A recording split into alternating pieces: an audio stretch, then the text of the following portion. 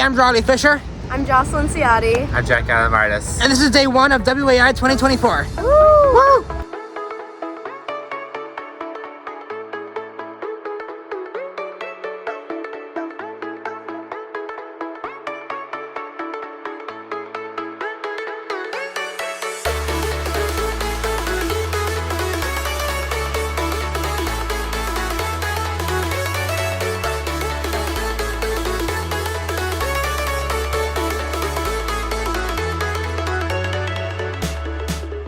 The exhibitor booths did not open until 1 in the afternoon on the first day, so Jack, Jocelyn, and I had some time to burn. So we peeked our head into a couple of speaker panels. Our first stop was the WAI Chapter Leadership Workshop, where our speaker talks about what's involved in a Women in Aviation International chapter and what they do, as like the one we work with it to do. Are members of a chapter. Do you know why? Friendship. Engagement. Getting to be with your like-minded people who actually know what the heck you're talking about when you're saying, hey, I've got something AOG. 2022 saw, oh, it gets better.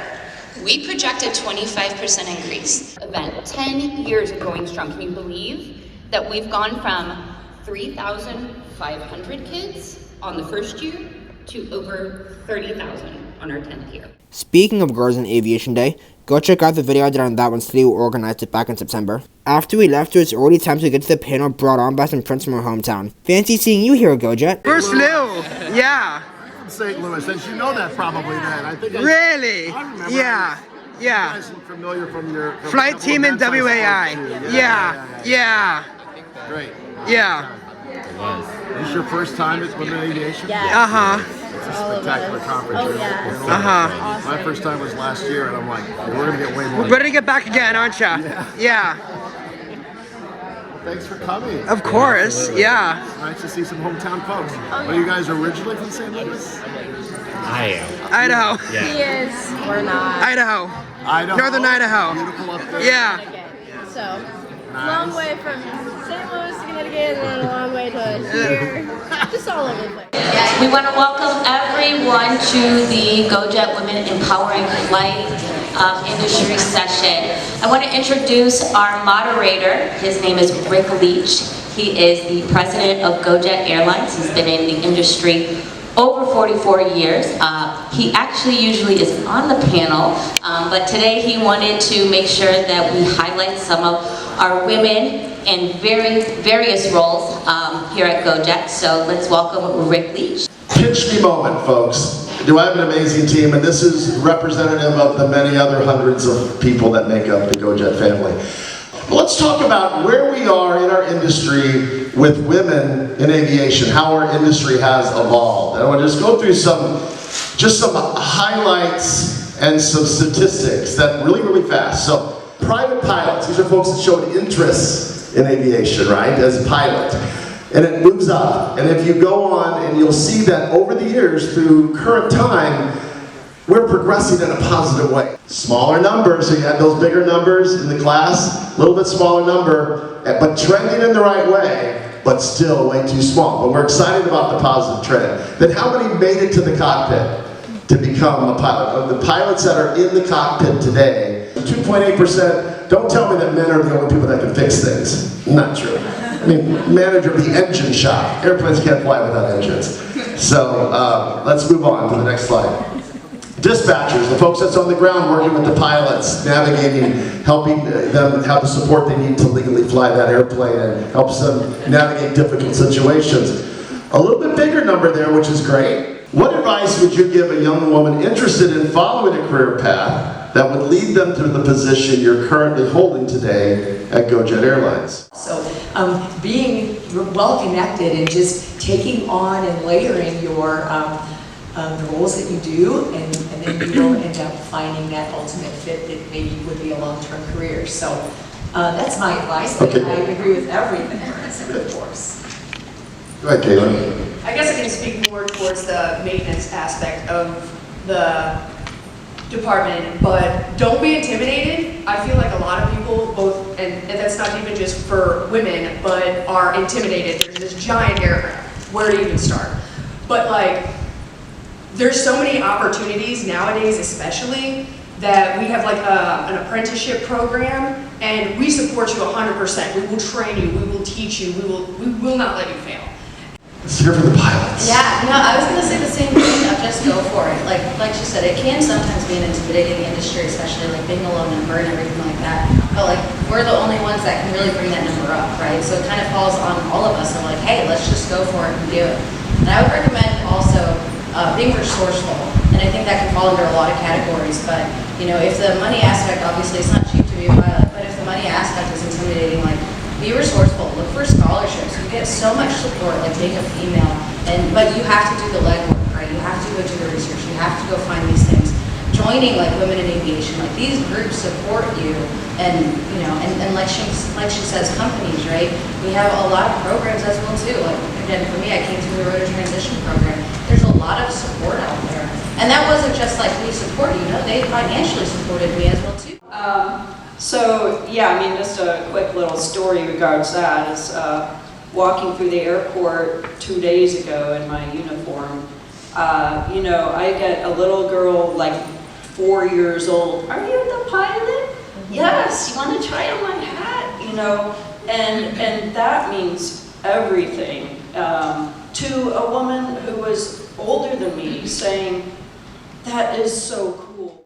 And my advice, because I've had a longer past in aviation and in flight deck capacity, do not let your passion slip away if changes happen, as they do. You know, I committed to a husband and a family. I didn't want to jeopardize that. I had to take some time off.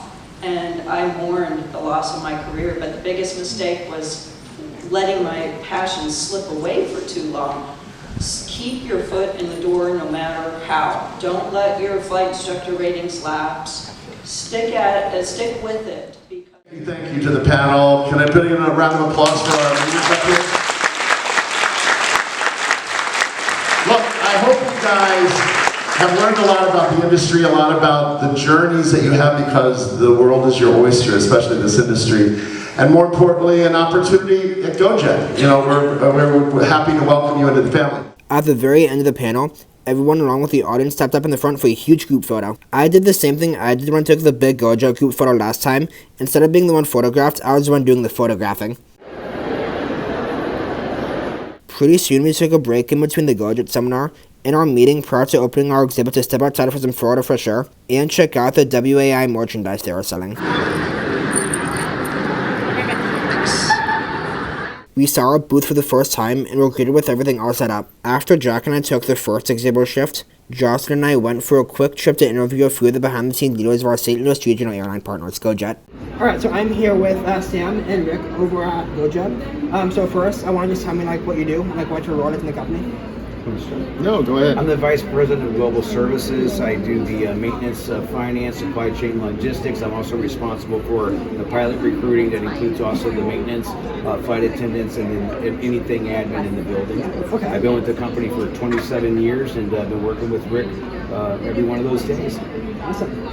Rick Leach, President and CEO, 36 plus years with the company, 44 in the industry. So what were some challenges of getting into startup airline? So getting Gojet started, what were some challenges going through that? There really weren't any challenges. There's just certain steps you have to go through that are required regulatorily.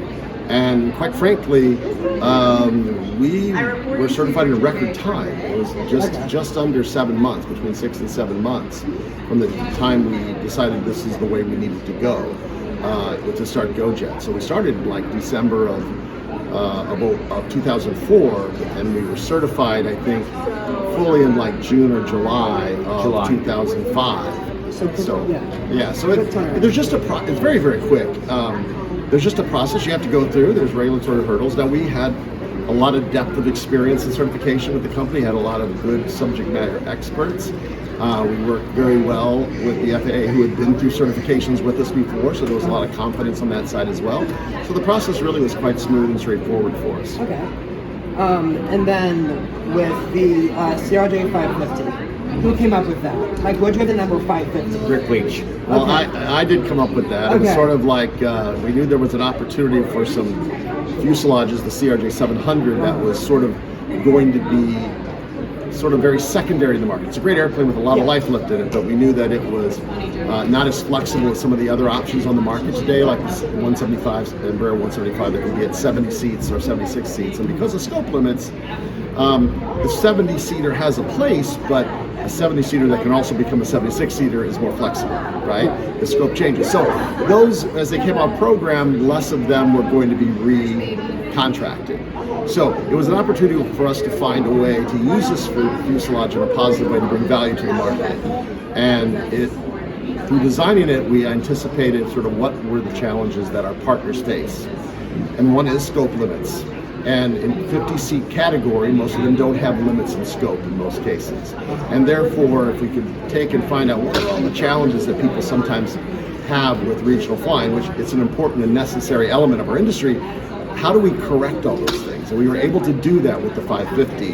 And we called it the CRJ 550 because, there was a 700, there's a 900, there's a 1000 within the CL65, there's a 200. And so the 550 is sort of an homage to the 50-seat category, but it's a premium 50-seater. This is not your grandparents' 50-seater. It is 100% premium experience that not only competes head-to-head with the other dual-class regional products out there, but it leapfrogs over them because it has amenities, comfort, and service that none of the other regional aircraft have, even the larger ones. So it's a very highly rated fleet in the industry and a very highly rated fleet within United's fleet. It's one of the highest rated, and in most cases the highest rated aircraft by the customer's acceptance in the entire fleet of United, even the 777 and the 787. Now those are great airplanes, and United does an amazing job and has an amazing product, but the fact that we can bring this premium 50-seat product and have them use it in a very positive way, we're very proud to do that. We utilize it really well, and they want a lot more of them. That's why we need good pilots and good mechanics and good dispatchers. It's a commercial aircraft with a private feel to it. 3 different classes. First class, it's got economy and economy plus in the aircraft with a self-serve bar. It's a beautiful aircraft. And then, what are some pros and cons of being based in St. Louis? Which is kind of... Well, one of the pros is it's our hometown. Yeah. It's where we have a deep-rooted history, and we've been able to establish a strong presence of aviators that work for us that supports our company throughout the country where we serve.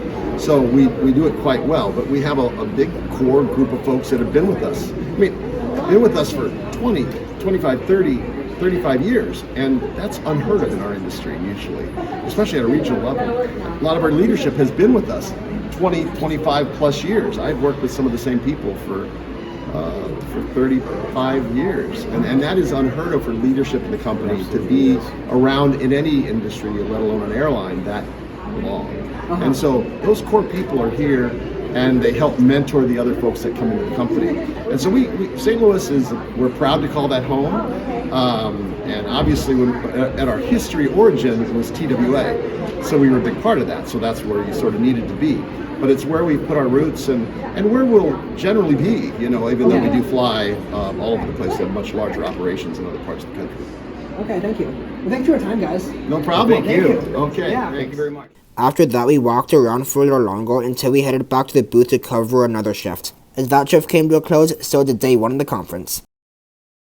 Alright, morning, started day 2, but on the later side, it's about 9:45 right now. The morning of day 2 is pretty uneventful. Jack and I headed down to meet Jocelyn for a quick coffee. Pretty soon after, I departed away to cover the shift from 10:30 to noon at the booth. The shift came and went, and after our lunch break, we got approached by the Aviation magazine to interview me. But this video isn't about me. We have the whole rest of the channel for that. So I went back to being the interviewer. I talked to some captains with Cape Air in Alaska. Okay, so here is Ruby from Cape Air. Yes. So what is your role with the airline? I'm the Caribbean Assistant Chief Pilot, so I oversee the Caribbean region for us. Okay, and what made you decide to become a pilot and why? I always wanted to. When I was a little girl, just loved looking at the airplanes flying over, and that's all I ever wanted to do. And did you have any general difficulties with either applying for a job or like job searching or just doing flight training? I have not. As far as being employed, I've never experienced any general difficulties. I did have some issues in flight training when I was very young and starting out. Male instructors that didn't take you seriously. Gotcha, yeah. But as far as working, I've never had any problems. Awesome, yeah. I feel I'm like very fortunate. I feel like with flight instruction, it's definitely more of a hit or miss kind of thing. Yes. Yeah.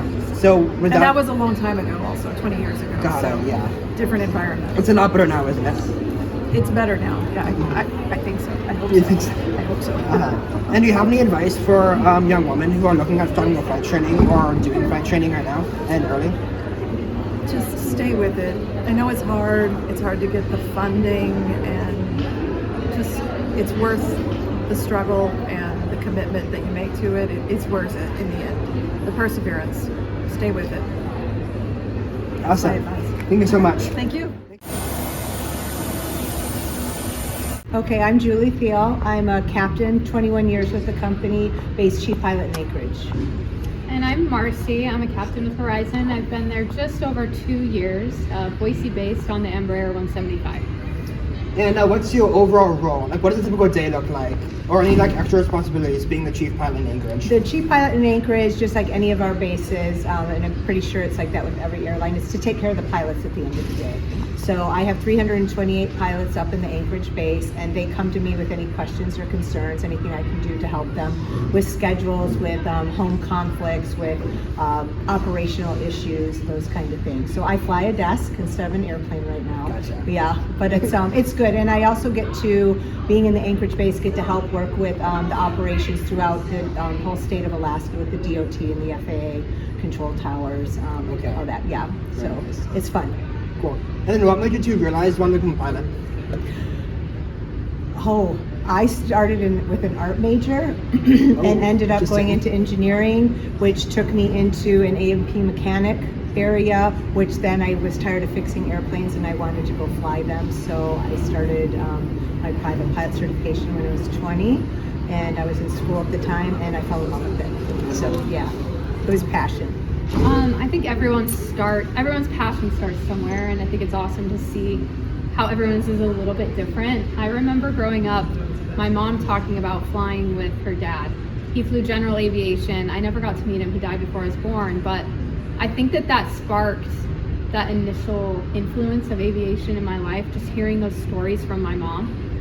But when I got to college, people in the area where I grew up women don't really work. They don't really do that kind of thing. So I felt a little bit discouraged, and I went more for an education major in college. It was all right, but I wasn't feeling 100% fulfilled. And one of my best friends in college was actually a flight instructor. So he was like, well, we have an aviation program here. Maybe just come to a flight. And I did, and I fell in love.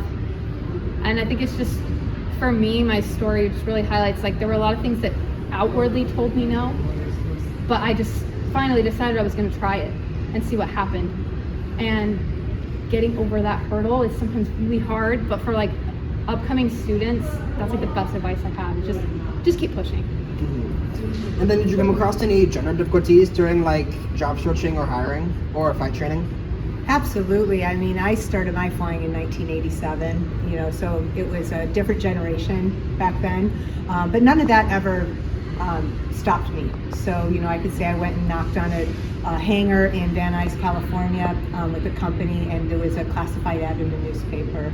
And when I knocked on that door, I said I would like the first officer position in the citation. And the chief pilot of that particular airline said, no, we don't hire women. So I walked away with the opportunity to go do something better.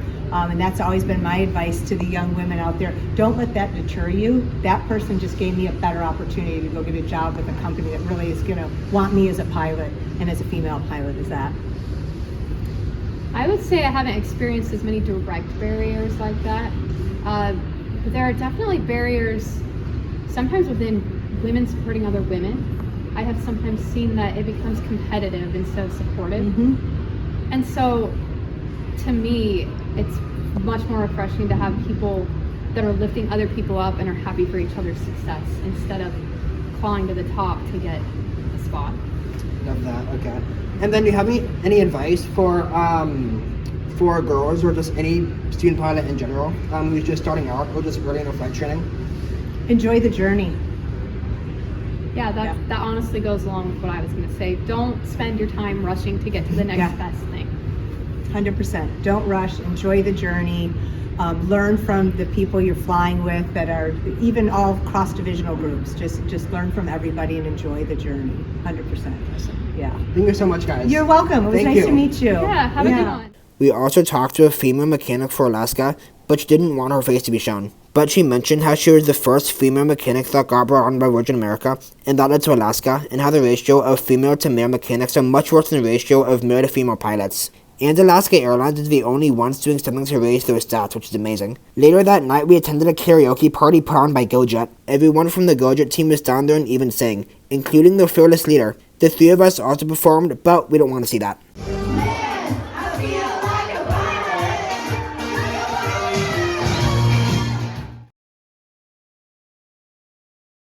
We got day 3 started with an interview with SLU alumni Abby Bradfield. Yeah, so my name is Abby Bradfield. I graduated with my Bachelor's of Science in Aviation Management in the spring of 2022. I also graduated with a specialized political science minor in international relations. Okay, and what is your role with RTX? So I am a RTX trade show associate technically. I haven't been promoted quite to a manager yet, but I am working on that. But I work at the RTX corporate side of things, and RTX supports Collins Aerospace, Pratt & Whitney, and Raytheon. And then what is RTX with Pratt & Whitney? So RTX is an aerospace company. We make products from across all kinds of different commercial and defense aerospace platforms. We support Hilo, we support fixed wing. We just support a bunch of different types of aircraft. So for example, if Boeing were to create a fuselage of an aircraft, for the most part, RTX could put just about everything inside of it. Okay, cool. Mm-hmm. And then when you went to SLU, you switched from flight science over to management. Yes. Why was that? So my sophomore spring was when COVID hit. I was already planning to make the switch. I was behind in training because our freshman year was very snowy. We got a lot of weather, so I was really behind for that. And then also I kind of came to the realization that I didn't want to spend half my life on the road being a pilot, which is ironic because now I'm a trade show manager and I spend quite a bit of my time on the road. But I switched over basically the week before spring break, and then spring break was when COVID hit, and it ended up being a really great time and a really great decision. So. Awesome. So what made you choose to do in the first place? So I knew I wanted to go into a piloting program, and I had looked at a bunch of different piloting programs across the U.S., but SLU had a summer program where you could come in as a high school student and kind of test it out and do discovery flights and take minor classes.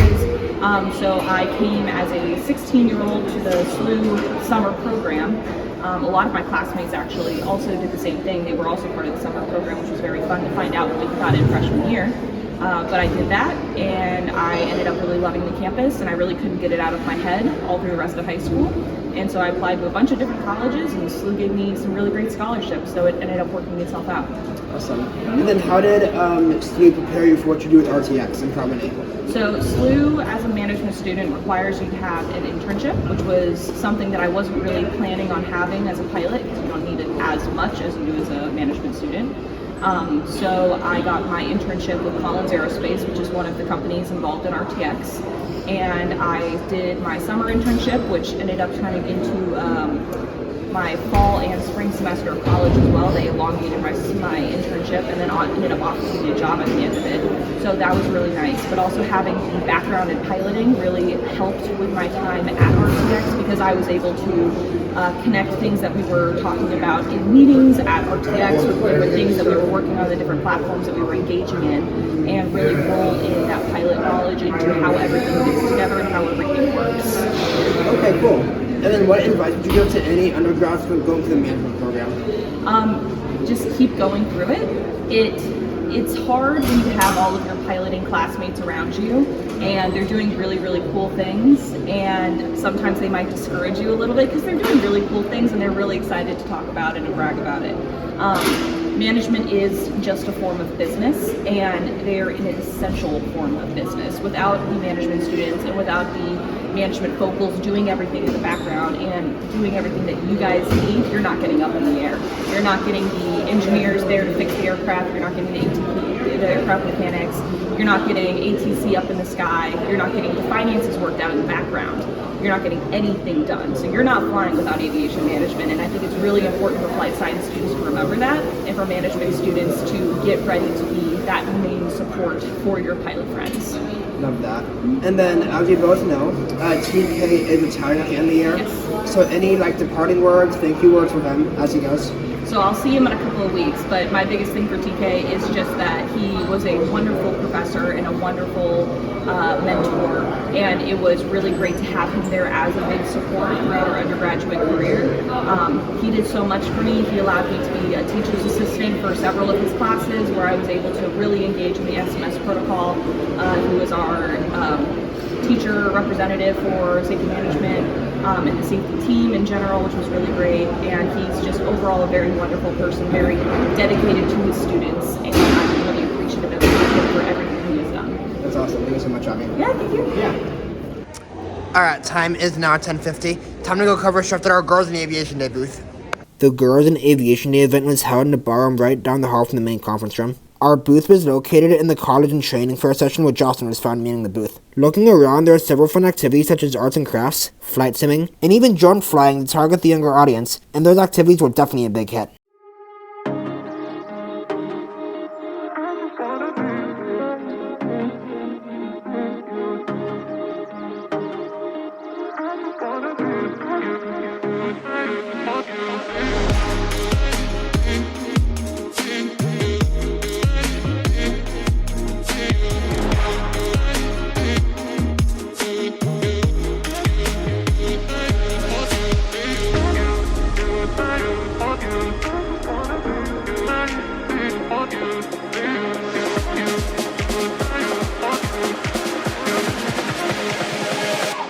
That afternoon, Jack and I decided to try the Central Hotel pantry on the first floor of the hotel, as this was the one lunch spot that wasn't ridiculously pricey, or one that we've been to.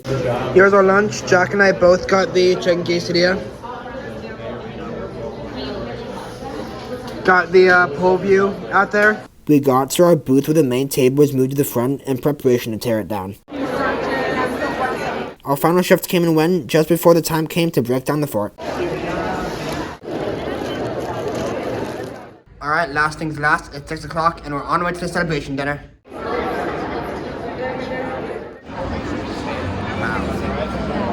After we were able to find an open seat in the ocean of seating, I was greeted with a salad, bread, and water. Soon the first guest speaker was up. I didn't bring my DSLR, so enjoy my iPhone shots. I know it was a ton of work.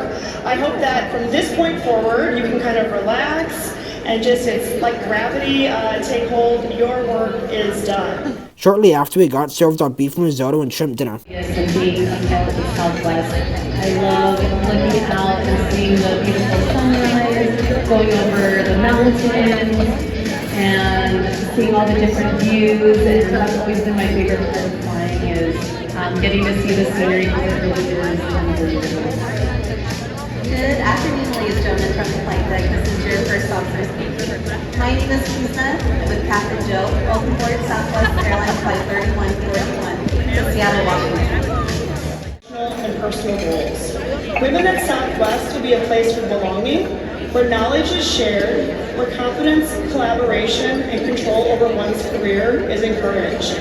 Women at Southwest will amplify the heart for service that is central to Southwest, and will be a place where passionate loyalty to Southwest people is promoted and exemplified. The dessert served was a hazelnut crunch cake along with a cup of coffee. Also a shout out to the amazing staff here.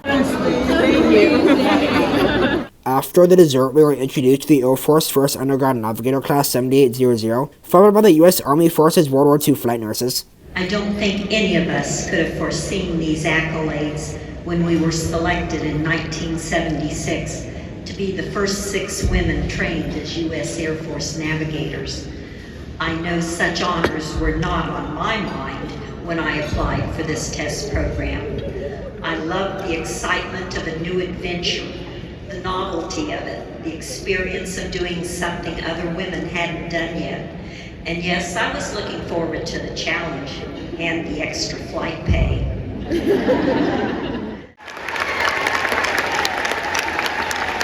And as soon as the closing dinner came to a close, so did the Women in Aviation International Conference 2024.